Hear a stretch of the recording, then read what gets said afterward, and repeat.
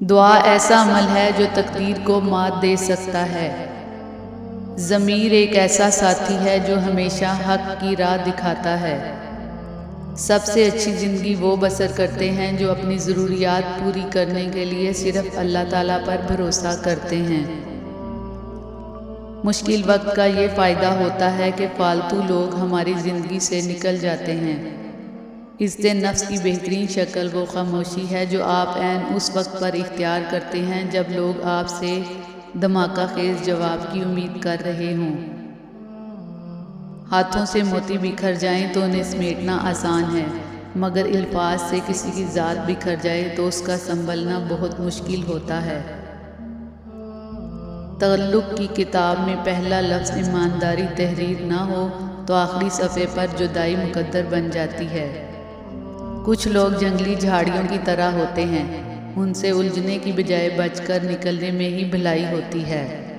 عزت وراثت نہیں ہوتی جو بانٹ لی جائے، یہ کمانی پڑتی ہے، جیتنی پڑتی ہے، اور اسے کمانے یا جیتنے میں برسوں لگ جاتے ہیں، لیکن اتنی محنتوں سے کمائی اور جیتی ہوئی عزت کو مٹی میں ملنے میں پل نہیں لگتا۔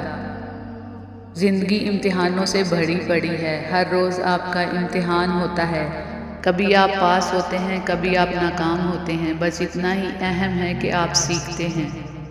بے مقصد اور بلا وجہ کے تنازع سے بہتر ہے کہ انسان اپنے تعلقات کا دائرہ مختصر ہی رکھے۔ وفادار انسان پانی کے کنارے پر موجود اس گھاس کی طرح ہوتا ہے جو تھامنے پہ یا تو ڈوبنے والے کو بچا لیتی ہے یا پھر اکھڑ کر اس کے ساتھ ہی ڈوب جاتی ہے۔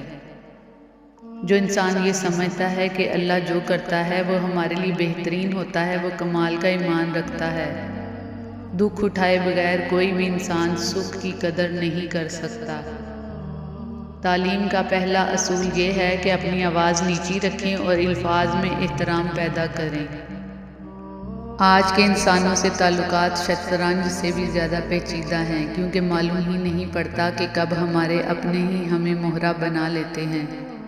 وہ وقت بدل جاتا ہے جو گھڑیاں بتاتی ہیں، لیکن وہ کبھی نہیں بدلتا جو آپ کے دل و دماغ میں رہ جاتا ہے۔